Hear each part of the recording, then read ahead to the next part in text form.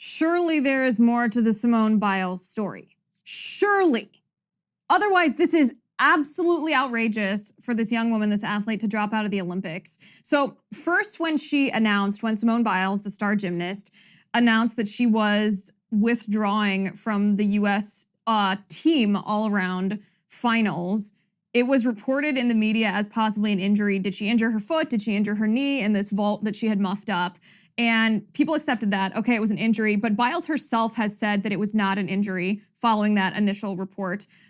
She's calling it a medical event. She says it's a mental health issue. She doesn't specify exactly what it is. So let's glean what we can from what she has said, because I mean, it's very disappointing as a viewer, as an American, to see what's happened. Like I said, maybe there's more to the story. It almost seems like there must be, because otherwise this is the most insane thing that I've ever seen.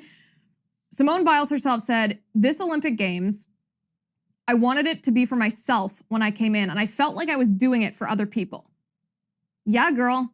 You are doing it for other people. You're at the Olympics to represent your country, the United States of America. This is not an endeavor for self. This is how self-centered our society has become, that when you have the privilege of competing on behalf of the United States under the flag, the red, white, and blue, you act like it's something you're just doing for self-care. I reject this entire notion. I've seen this too much from the Olympics this year. You are there. You are privileged to be representing our country. That's what you are there for. You are not there because of some personal athletic endeavor. Sure, maybe it plays into it because it's the highest pinnacle of achievement, but it's not about you, it's about our country. That's first of all. So then she goes on to say, no injury, thankfully. So she's contradicting the narrative, the reports from the mainstream media that maybe she had hurt her ankle on that vault that she messed up. She says, no injury, thankfully, and that's why I took a step back, because I didn't want to do something silly out there and get injured. I thought it was best if the girls took over and did the rest of the job, which they absolutely did. It's been really stressful, these Olympic Games. I just felt like it would be a little bit better to take a backseat and work on my mindfulness. I knew that the girls would do an absolutely great job. So she spent her career jumping off of things and doing flips on things, and all of a sudden in the Olympics, when her team is counting on her to win a gold medal, her team is counting on her to help them win a gold medal, all of a sudden she realizes that what she's doing is risky. This is why this story just doesn't ring true to me. We're missing some key part of this story, because you cannot possibly be, what is she, 24 now? She's also not a 13-year-old. That she's been doing this her entire career, and all of a sudden now she wants to sit back and just, analyze and soak up the idea that gymnastics is a risky sport. She wants to work on her mindfulness. I mean, if you're into goat yoga and that kind of nonsense, you'd think you'd realize that before you get to the Olympic Games that are halfway through the competition. So she then goes on to say, after the performance I did, I just didn't want to go on. I have to focus on my mental health. I just think mental health is more prevalent in sports right now. We have to protect our minds and our bodies and not just go out and do what the world wants us to do. I don't trust myself as much anymore. Maybe it's getting older. There were a couple days when everybody tweets you and you feel the weight of the world.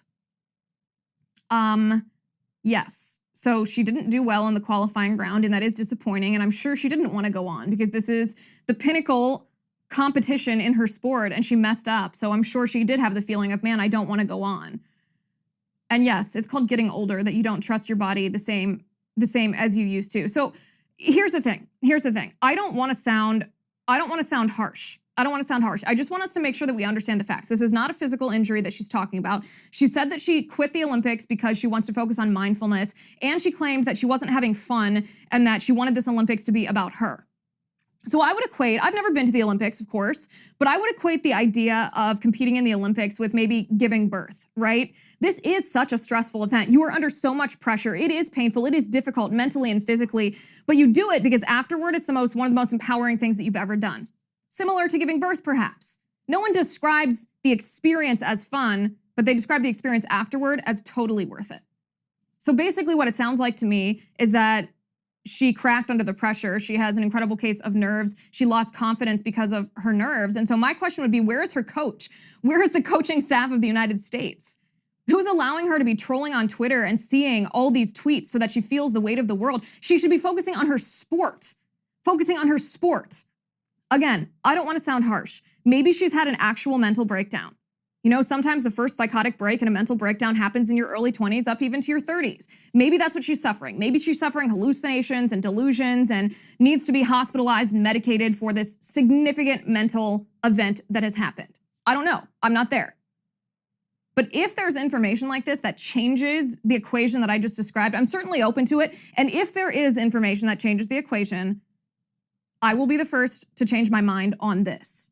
Because if she suffered a significant mental breakdown, meaning a psychotic break, an event like that, I will change my mind, and I'll pray for her and wish her the best and acknowledge that it's the right thing to do to remove yourself from a competition in that case. But Simone Biles has not given us any such information. Not at all. In fact, she stayed on the sideline, smiling and cheering on her teammates. She could clear up the confusion about what's happening because the American people feel betrayed. She could clear up the confusion if she wanted to, if the reports that she just removed herself because she was nervous and wanted to focus on mindfulness, if those reports are inaccurate, she could clear up this confusion with one sentence. But she hasn't done that.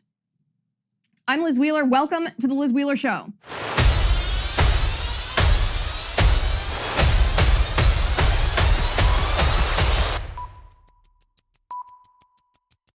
All right, let's talk about Nutrafol. Men watching this show, why are you still bald?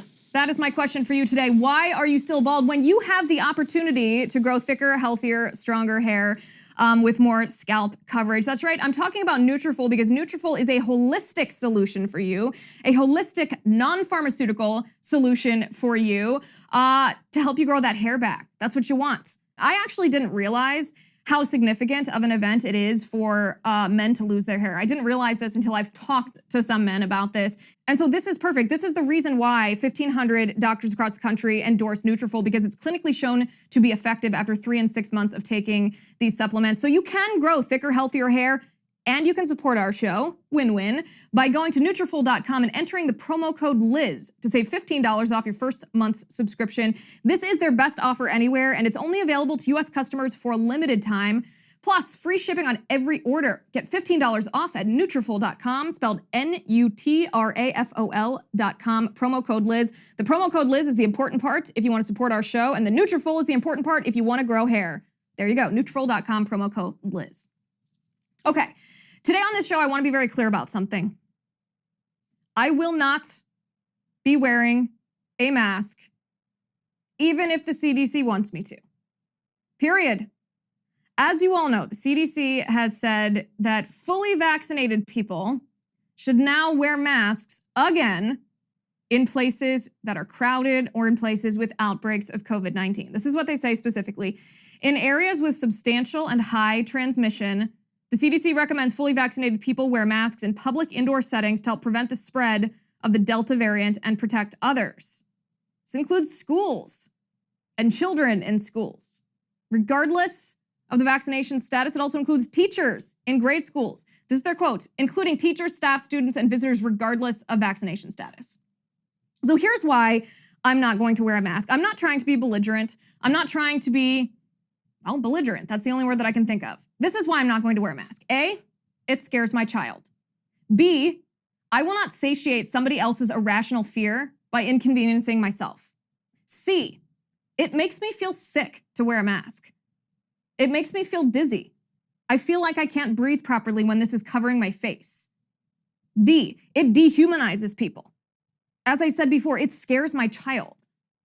I recently traveled this past weekend on an airplane, and my baby, she's 6 months, she kept pulling my mask down to see my face because it scared her that I was covering my face. It dehumanized people. Wearing a mask, when we're talking about a cloth mask or even a pharmaceutical grade mask, it's also unscientific. I know this is controversial to say, I don't care. It's unscientific. Scientific studies have proven that the only masks that are actually effective in stopping the transmission of the COVID-19 virus are N95 masks. If the government was recommending that people wear N95 masks if they don't want to contract COVID-19, I'd say, sure, that makes sense, okay. That's not what they're doing. They say nothing about N95 masks. I can tell you for a fact, the cloth mask that I wear, I prop it so that the air can get out so that I can actually breathe. It is not stopping a single germ. It's not stopping a single particle of that virus. Again, not my opinion. This is the science of the thing. We now know that COVID-19 is transmitted through aerosols. Aerosols are small enough, they just filter right through the masks. So it doesn't stop. Therefore, regardless actually of the science, it's tyrannical for the government to try to force us to do this. It's tyrannical. They're trying to tell us that we must wrap our face in cloth if we want to leave our homes, if we want to take part in society. We have to cover our face and our mouth.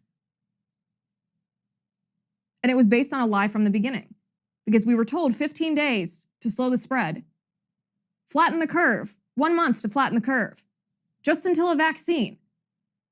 It's been a lie all along. They're going to mandate it again, regardless of whether you did what they ask you to do or not. And all of that, by the way, is irrelevant, because even if it were scientific, even if it weren't based on a lie, even if it weren't tyrannical, even if it didn't dehumanize people, even if it didn't make you feel sick, even if your baby's not scared of it, it's your choice. It's my choice whether I want to wear a mask or not. It's my choice.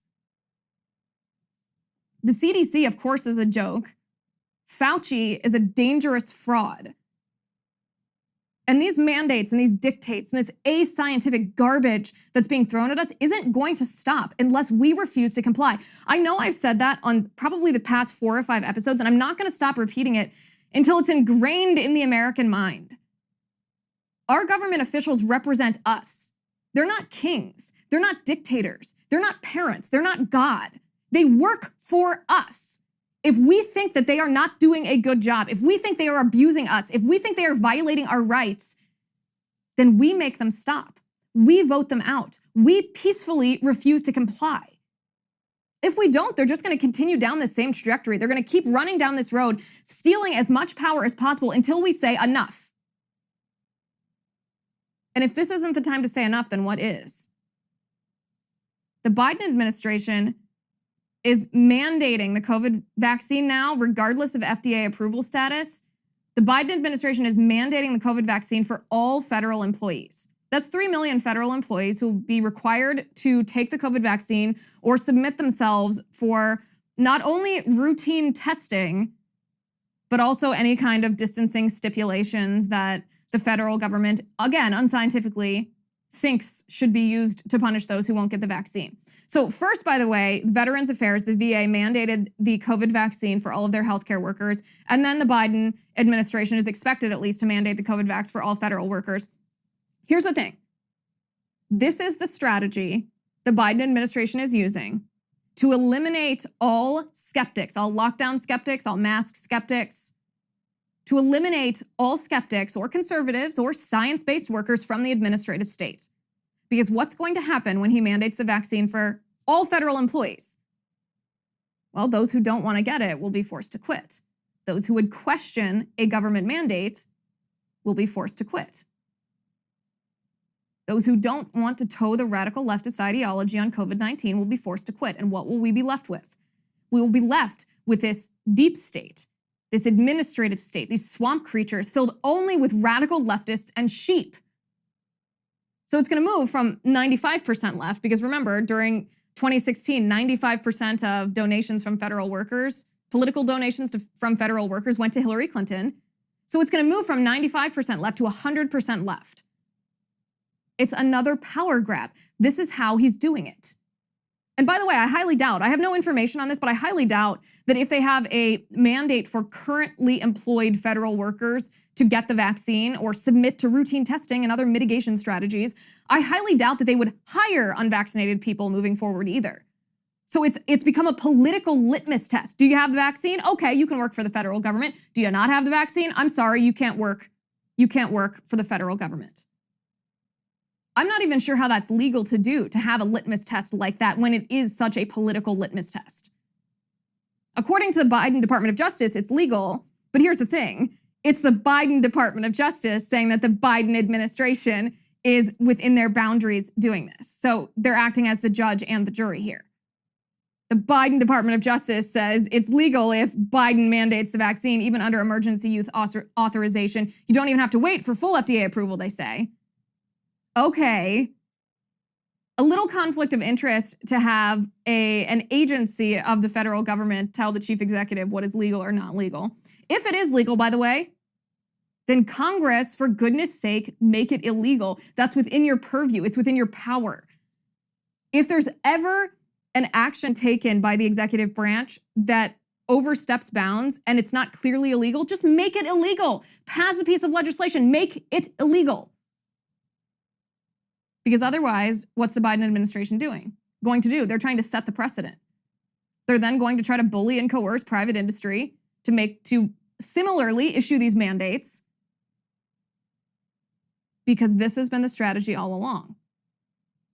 They want to take power. They want to control your lives. They know there's no limiting principle on what they're doing. They have now completely perfected their strategy of creating an emergency, exploiting the emergency in order to infringe on your freedom. And they're now this close to full control. Unless we stop them, unless we peacefully refuse to comply, unless we fire them and vote them out and hold them to account and report on them and make our voices heard.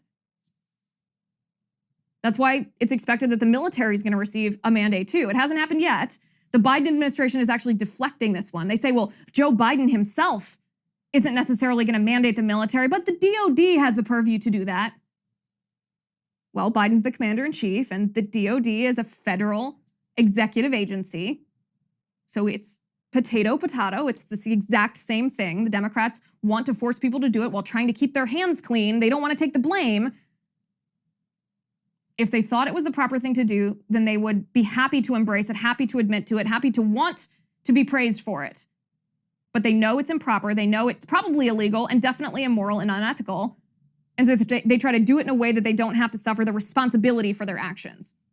Congressman Massey, thank goodness, has introduced a piece of legislation that would ban vaccine mandates for COVID-19 in the military. Again, because it's possibly legal to make the mandate, but it doesn't make it right. So Massey is doing what he should do, and he's introducing a piece of legislation that would make it illegal for the COVID vaccine to be mandated in the military. I talked with him this week. If you want to see the full interview, please join us over at lizwheelershow.com/locals, and you can hear our entire conversation. It's very illuminating, not only about his legislation, but about the history of vaccine mandates in the military. But the moral of this story is the same as it always is. These people work for us. If we don't like what they're doing, it's up to us to fire them. So speaking of what you search for on Google, if that's what we were speaking of, let's talk about ExpressVPN.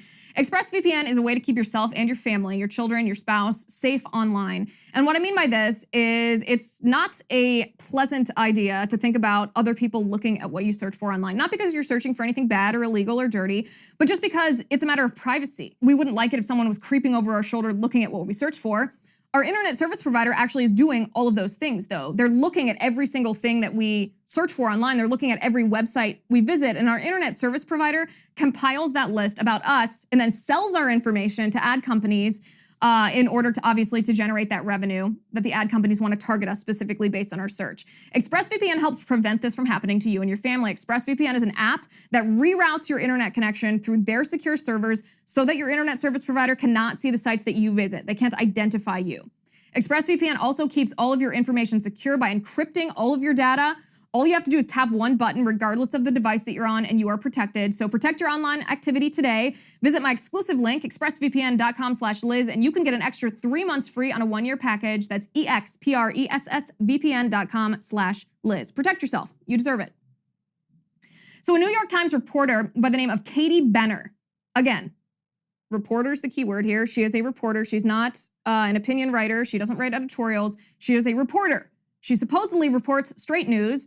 She has deleted a tweet thread of hers after receiving backlash for it, and rightfully so. This was a terrible tweet thread because in this tweet thread, she called supporters of President Trump enemies of the state.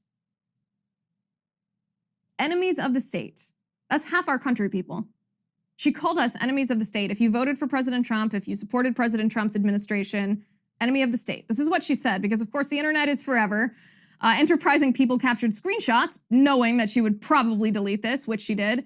Here's what she said. She said, today's hashtag January 6th Select Committee underscores the America's current essential national security dilemma.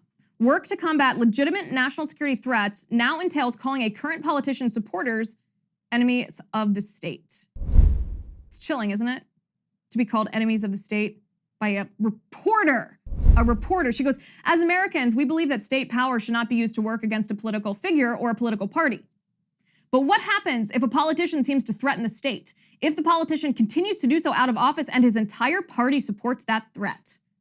She goes, this dilemma was unresolved by the Russia probe and 2 impeachments. With many Republicans denying the reality of the January 6th attack, I doubt the hashtag January 6th committee will resolve it either. That leaves it up to the voters, making it more essential, free, fair access to the polls. So before we parse this down, I just want to say, when I read this, my first thought was this was the exact point of Pelosi's January 6th committee. This was exactly why Pelosi called this committee.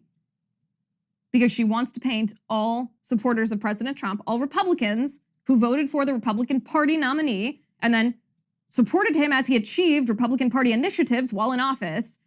She wants us painted as terrorists, domestic terrorists, enemies of the state. Not just for a PR win, but because if you brand somebody an enemy of the state, if you brand them a domestic terrorist, then that justifies infringing on their rights. It justifies violating their First Amendment, for example, silencing their speech. If you call them a danger, if you say their words are violent, if you say they're a terrorist and this is how they incite insurrections, then one by one, down the list in the Constitution, your previously protected constitutional rights will be violated by Nancy Pelosi. This was the exact point of the January 6th committee. This woman is evil, but she's strategically, politically smart. This is exactly why she does this. So if you watched the first day of the January 6th committee hearings, you'll know that the first day was completely filled with lies. Some of the lies, for example, Officer Brian Sicknick, who died of a stroke, it was originally reported that he died at the hands of a fire extinguisher wielded by a conservative. That's what the mainstream media reported. It turned out not to be true. He died of a stroke that the medical examiner said appeared to be natural causes. There's no evidence that his response on January 6th or what he suffered on January 6th was related to his death. Additionally, there were 2 cops that committed suicide in the wake of January 6th. And again, there's no evidence that this was related in any way to anything that happened on January 6th. But the mainstream media all along has claimed that, I think they claim that 7 people died on January 6th, and it was all natural causes except the one woman, except Ashley Babbitt. The rest of it was natural causes. So that's the first thing. The first day of that hearing was filled with lies. In Congress, these lies were still being perpetuated by witnesses, by the Democrats. The witnesses were also very biased. In particular was Officer Harry Dunn. Harry Dunn is kind of the Democrats' star witness. He's a longtime police officer, Capitol Hill police officer. He's a Black man. And they had him up there to emotionally recount his experience on January 6th, trying to they're not trying to get to the bottom of what happened on January 6th. They're trying to set a narrative about the day. They're trying to set a narrative that conservatives are racist insurrectionists. And so Harry Dunn went up on the witness stand, or he testified in Congress, and he's called America racist in the past. This is probably a good preface. This man has called America racist in the past. He previously tweeted, "Racism is so American that when you protest it, people think you're protesting America." That's a tweet from this police officer. Now, this police officer claims that on January 6th, racial slurs, the N-word actually, were used against him. And if that's true, that's absolutely horrible. If that's true, it ought to be condemned. No one should ever use that word, and it certainly shouldn't be used as a slur against someone else. If that's true. We have no video evidence that this is true. And the reason that I question whether there is proof of this is because we've seen video of a lot of other things that have happened on January 6th, or video has come out, and you would think that if this had happened, video would come out. What we also know is he's very upset about the story that he's been telling, where he claims that racial slurs were used against him. And yet, he himself online has hurled absolutely horrendous slurs at conservatives. He claims, he tweeted at one time, "I hate Tucker Carlson," called him an a-hole who hates everything that doesn't look like him.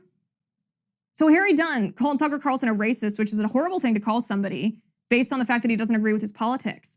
Harry Dunn called Laura Ingraham on Twitter and excuse my French here, this is his words, not mine, a trash-ass human. So he claims to be the victim of slurs, and yet he uses them against other people. Now, again, it doesn't make it right if slurs were hurled at him. It's still wrong. But he engages in the exact kind of behavior that he's dubbing an insurrection. Talking about being treated poorly, he treats other people poorly. He's also a radical leftist. He's tweeted before, hashtag I stand with Ilhan Omar. Ilhan Omar is an anti-Semite and a bigot and a socialist who's probably committed immigration fraud, who's almost certainly committed campaign finance fraud when she gave money to the man that she left her old husband and then married and made her new husband. Yet he stands with Ilhan Omar. And he's justified the violence that happened during the Black Lives Matter riots. This is what he tweeted about the Black Lives Matter riots. The ones that resulted in buildings being burned, police officers being assaulted, stores being looted, people's livelihoods being destroyed. He said, quote, "Why is murder an appropriate response to property damage, but property damage not an appropriate response to murder?"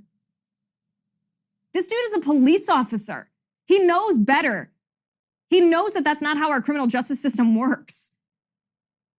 Our criminal justice system is not a vigilante system where if you don't like something that happens, if you consider, even if you consider the government to have committed an injustice, we have recourse. The last recourse is resorting to violence. And if you have exhausted all other recourses and you feel that you have no other option but to resort to violence, you don't resort to stealing shoes and purses. That's not how it works. So this, by the way, Harry Dunn was a star witness at the Democrats' January 6th committee hearing yesterday. It was full of lies. It was full of progressive propagandizing. Exactly what we expected. Exactly what we expected, because this is the Democrats' plan. This is their strategy. This is why they've been lying to you, because they want to paint you. They want to paint us. They want to paint anybody who voted for President Trump and who supported him, any Republican, any conservative, as an enemy of the state. All right, speaking of people who are proud to be American, patriots. Speaking of Spencer Klavan, let's talk about Spencer's podcast, Young Heretics. So Spencer's podcast, Young Heretics, is produced by Soundfront, who are the same guys who produce my podcast. They also produce Verdict with Ted Cruz. I highly recommend that you subscribe to Young Heretics with Spencer Klavan. He takes these great works of literature and he not only breaks them down so that I can understand them, he applies what's learned there, not just to our politics, but to who we are as human beings. Because politics is downstream of culture, right? And so who we are and how we live and the philosophy that underpins our life is actually really important to the overall stance of our country, the overall longevity of our government, the cultural impact on the political policies that happen to our country. So subscribe to Young Heretics at youngheretics.com. Join us, listen to Spencer. What he tells us every week is super helpful. And please tell him that I sent you. Subscribe to Young Heretics at youngheretics.com or wherever you get your pods. So Nancy Pelosi is a fake Catholic. I think we all know that. And I don't know why, actually, that she pretends that she's a devout Catholic. She's not stupid. She knows that she's violating the core of Catholic doctrine, the core of biblical teaching on the sanctity of life. And the Catholic Church, unfortunately, I'm a practicing Catholic. I love being Catholic. I deeply believe the theology of the Catholic Church. But the men who run the church are so disappointing. So disappointing. They're such squishes. They won't push back on Biden. They won't push back on Pelosi. They won't push back on pro-abortion politicians who still pretend that they are Catholics in good standing. It's so disappointing. And this is from the top down, by the way. This is from Pope Francis all the way down to the U.S. Conference of Catholic Bishops, all the way down to parish priests, with the exception of one man. The Archbishop of San Francisco, his name is Salvatore Cordileone. He is pushing back against Nancy Pelosi. So Nancy Pelosi recently tried to use her identity as a Catholic, and I say that with irony because we know your identity as something doesn't make you that something. She used her identity as a Catholic to try to push for abortion of all things. I mean, it's almost like the Antichrist listening to her. It's so satanic to hear her pretend to be in communion with God while also pushing for the destruction of human beings made in God's image. This is what she said, quote, "As a devout Catholic and mother of 5 in 6 years, I feel that God blessed my husband and me with our beautiful family, 5 children in 6 years, almost to the day. But it's not up to me to dictate that that's what other people should, and it is an issue of fairness and justice for poor women in our country," end quote. I guess poor women don't deserve the blessings of God. Okay, Nancy Pelosi. Well, Archbishop Cordileone has even stronger words for Nancy Pelosi. He says, and I quote, "Let me repeat. No one can claim to be a devout Catholic and condone the killing of an innocent human life, let alone have the government pay for it. The right to life is a fundamental, the most fundamental human right. and Catholics do not oppose fundamental human rights. He goes on to say the smokescreen of abortion as an issue of health and fairness to poor women is the epitome of hypocrisy. What about the health of the baby being killed? What about giving poor women real choice so they're supported in choosing life? This would give them fairness and equality to women of means who can afford to bring a child into the world. End quote. That is the kind of leadership that we need from the men who lead our church. That is the kind of spiritual leadership pastors and priests and bishops and archbishops and even the Pope ought to be demonstrating to us all around the world. Remember, the Catholic Church teaches that before God formed you in the womb, he knew you, that you are fearfully and wonderfully made, knit together in your mother's womb by God. The Catholic Church teaches it's a grave moral evil to end a human life by abortion. And if you have committed a grave moral evil, you are in what's called mortal sin, meaning you have actively and knowingly rejected Christ. If you have actively and knowingly rejected Christ, then you're not allowed to receive communion. You're not allowed to receive the Eucharist because you cannot reject Christ and destroy his image on one hand and then receive him on another. The body and blood of Christ in the Eucharist on another. This archbishop is one of the only leaders of the church who is saying that. Nancy Pelosi is a fake Catholic. I'm not sitting here pretending to know the actual state of her soul. The Bible says, and the Catholic Church teaches, that you can't condemn. Obviously, you can't know if a soul is going to be condemned to hell or not, or go to heaven and live with God for all eternity. I have no idea. All I know is that Nancy Pelosi is actively and knowingly violating the doctrine of the Catholic Church. She is not a devout Catholic, and every Catholic in this country should say so. Now let's talk about Billie Eilish. There's no good segue from Nancy Pelosi being a bad Catholic into Billie Eilish, the weirdo kid pop singer. So Billie Eilish said the most absurd, most ridiculous thing. I kind of laughed and wondered who her PR agent was when she said this publicly. This is what she said. She said, quote, "When I got rich, I started bawling my eyes out. I wanted to be poor so I can relate to most of my fans. I still want to be broke and poor. It looks really fun and cute." Again, her PR agent hopefully is having an aneurysm right now. So a couple things. First of all, Billie Eilish has always been rich. The only reason that she is a successful pop star is because her parents are powerful Hollywood producers. There you go. That's the reason that she got into the business. That's the reason she got the record deal that she got. Maybe she has a good voice. Okay, whatever. Her videos are really weird, messed up, twisted. I would never let my daughter watch them. She's always been rich. So let's not pretend that this is something new to her. She's always been a privileged person. No problem with that, just stating the obvious here. So it's also insulting to most of her fans. What does she consider to be poor? You think that you can't relate to somebody unless you are also suffering what they're suffering? I don't know. It's ridiculous here. It's also completely out of touch. She is correct that she doesn't relate to what people go through, because to be broke and poor looks really fun and cute. Let's not glamorize people who are struggling. Let's not glamorize what they suffer. This is the most outrageous thing. What people in positions of influence should do, what Billie Eilish should be doing, is encouraging people to make the most of their lives, to use their gifts and talents, and use the opportunities afforded to them by the free market to, if they are in poverty, to pull themselves out of poverty. There's also, by the way, nothing stopping her. If she wants to be broke and poor, she can give away all that money that she earned. She can hand it out to all her fans. I'm sure they'd love it. Then maybe she could relate to them. Nothing stopping her. I don't even understand why someone would say something like this. It's a very silly, immature, weird thing to say. Okay, now we are going to get to my favorite part of the show each week. The 5 stories the mainstream media will not report to you. So we're going to talk about them. Story number 1 here. A new poll shows the majority of Americans oppose vaccine mandates. This was a poll carried out by the Convention of the States Action and the Trafalgar Group. This is what they found. 71% of people in our country believe that vaccines should be a personal choice. That's a huge majority. 71%. You're actually hard-pressed to find 71% of people in our country who agree on anything, let alone something controversial. So 87% of Republicans do not support vaccine mandates. 67% of independents do not support vaccine mandates. And 59% of Democrats do not support vaccine mandates. That's pretty significant. 59% of Democrats think that vaccines should be a personal choice.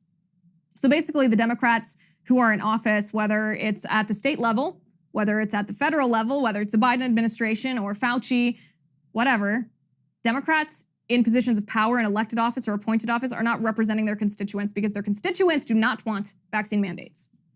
So the number of people who do support vaccine mandates, it's only 22% of people total. 7.2% of Republicans, 7.2% of Republicans support vaccine mandates, 26.5% of independents, and 33% of Democrats. Again, that's really a small minority because 33% of Democrats probably also support communism. You always have this very hardcore, very far left part of the Democratic Party, and it's usually about a third of them. So it doesn't surprise me that that radical third supports them, but the majority do not. However, did the mainstream media tell you about this as they are prepping people, reporting stories, trying to normalize and acclimate you to the idea of vaccine mandates? Did they report on this poll? No, they did not. Story number 2. A court in California has ruled that the state mandating healthcare workers to use transgender pronouns for geriatric patients in nursing homes or else face criminal penalties is illegal. Well. We've been talking about this story for years. I've been talking about this story for years. I actually wrote about this story in my book, which was published in 2019. So it was the 3rd District Court of Appeal in California, and this is what they ruled. Quote, content-based restriction of speech that does not survive strict scrutiny and burdens speech more than is required.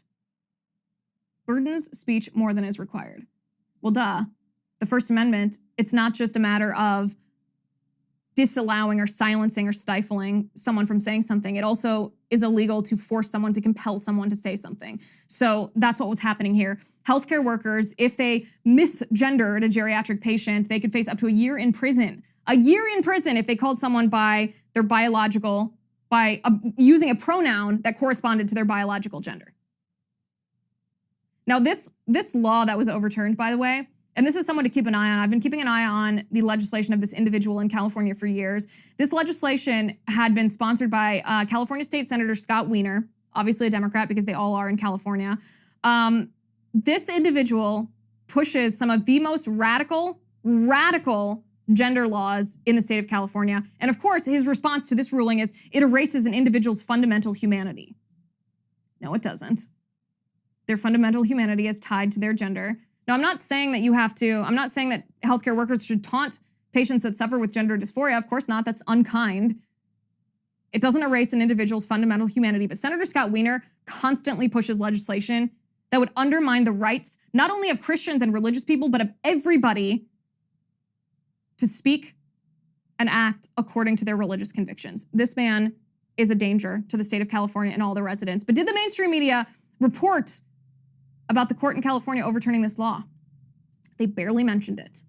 Story number 3, Joe Biden used his private email address or a private email address to communicate government business to his son, Hunter Biden. I mean, my goodness, man, I know you love your son. I would too. I know you support him through his struggles. That's fine. You're his dad.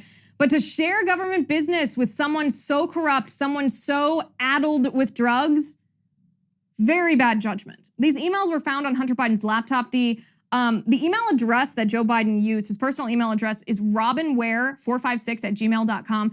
Joe Biden actually forwarded State Department information about a pending prisoner release to Hunter Biden.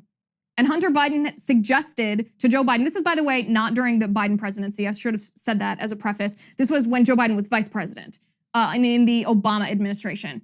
So during the Obama administration, Hunter Biden actually sent his dad an email saying that he wanted a certain person, a particular person appointed to a position in the federal government. He sent his dad an email that said, before you fill the positions, please talk to me. And Joe Biden emailed his son back and said, call me right away, please. Or call me right away, and signed it Dad.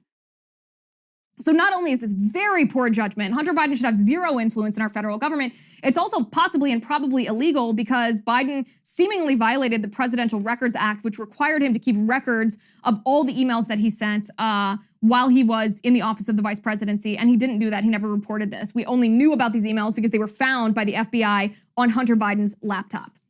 This is, of course, in addition to the fact that using a private email address makes you vulnerable to hacking, and in addition to the fact that Joe Biden lied about any connections to Hunter Biden's business, that's debunked once and for all by these emails. But did the mainstream media report this story to you? No, they did not. Story number 4. Hasbro, the children's toy company, has been conducting training claiming that babies as young as 3 months are racist. This story really burns me up because I think of my beautiful, perfect, innocent, pure-minded little baby girl, and these radical leftists are trying to say that she could be racist based on the color of her skin. Get out of here.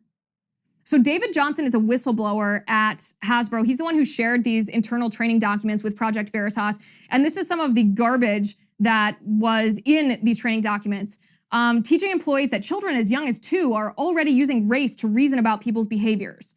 These documents say we may see this play out in daycare or on the playgrounds and how kids are starting to choose or exclude playmates and friends. The documents say by age 3, children are already starting to apply stereotypes, and research shows they also may use racist language intentionally at this age. White children at this age may report explicit or overt negative attitudes towards people of color. By age 4, kids are showing a strong and consistent pro-white, anti-black bias.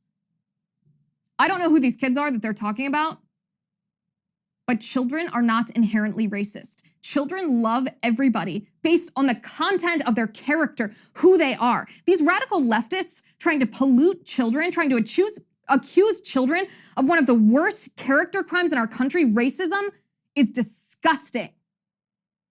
I will never, never purchase another product from this company ever again. Ever. And by the way, the person that was conducting this training was a consultant from The Conscious Kid. So wherever this company called The Conscious Kid is, keep your kids far, far away. But did the mainstream media report about this? No. Project Veritas had to, because the mainstream media probably buys into this premise. Story number 5. So Ben & Jerry's, the ice cream company, they always make stupid political statements. I mean, I hardly even listen to what they do anymore because they're obviously just a far left progressive company. That's what they use for marketing. That's their strategy, is they issue these bombastic statements or really, really lame, not even funny pun names for their ice creams that represent some political stance that they have. That's what they use for their marketing strategy. But they've taken it a step further and they announced that they're going to stop selling their ice cream in quote unquote occupied Palestine. So that's the West Bank, Judea and Samaria. That part of the story, most people have heard by now, but here's the part that the mainstream media does not talk about. Many states in our country, dozens of states in our country, have anti-BDS laws. And what that means is the state cannot conduct business with any companies who are engaging in the boycott, divest, or sanction Israel movement. Many states, dozens of states. And the legislation in these states does not differentiate between Israel and Israeli settlements in Judea and Samaria. So not selling ice cream in the West Bank would count. States should be forced to terminate these contracts along with pension funds actually, invested in the parent company of Ben & Jerry's. Over 30 states have these laws. In fact, Ron DeSantis of Florida, and I like to give kudos to politicians who are doing a good thing when they are doing it. Ron DeSantis is adding the parent company of Ben & Jerry's to the list of scrutinized companies because it is against the law in Florida for the state to do any business, to contract in any way with companies that are part of the boycott, divest, and sanction Israel movement, and Ben & Jerry's certainly is. So kudos to Ron DeSantis, but did the mainstream media report that part of the story to you? No, they did not. So I will. All right, our locals VIP of the week is at Hebel. Hebel is what I assume your handle is. Welcome to the Liz Wheeler Show community on Locals. We're glad to have you. Please say hi, introduce yourself, tell us what you do, why you're there. We'd love to get to know you. Everybody is so active, so much fun on the community. We have great discussions, great content. So welcome. Welcome Hebel to the Liz Wheeler Show community on Locals. Also, the great and powerful Jay Hay has another bad take, which I wanted to share with you. He thinks the Winter Olympics is better than the Summer Olympics. I can't even say it without laughing. We're going to do a poll on Locals because I think that he might be in the minority of people. This is just added to his questionable list of takes. His questionable list of takes includes thinking that my hair looks better long than short, which is incorrect, and thinking bobsledding is better than swimming in the Olympics. So ridiculous. So very ridiculous. He also thinks that we should have moon colonies. So please vote in our poll. Not that I'm trying to influence you which way to vote. Obviously, the Summer Olympics is superior. Please go to lizwheelershow.com/locals and tell us why you think I am right or why you think Jay Hay is right. On that note, we are out of time for today. Thank you so much for watching. Thank you so much for listening. Please subscribe to the show on Apple Podcasts. Please give us a 5-star rating. Write us a review. I like to read them all, especially the witty ones and the clever ones. In the meantime, think for yourself. Before we're back again, think for yourself. Use critical thought, question authority, follow the facts, and don't let government or corporate wokeism or cultural Marxism or anybody bully you into being a sheep. I'm Liz Wheeler. This is The Liz Wheeler Show. The Liz Wheeler Show is produced by Jonathan Hay, executive producer Chad Abbott, director of photography Kevin McRoberts, editor Alejandro Figuerella, assistant editor Michael Wall, sound mixer Robin Fenderson, post-production manager Victoria Metzel, director of marketing Emily Washler, production and talent coordinator Matt Toffler, senior publicist Patricia Jackson, and production assistant Mickey Pisani. This has been a Soundfront production.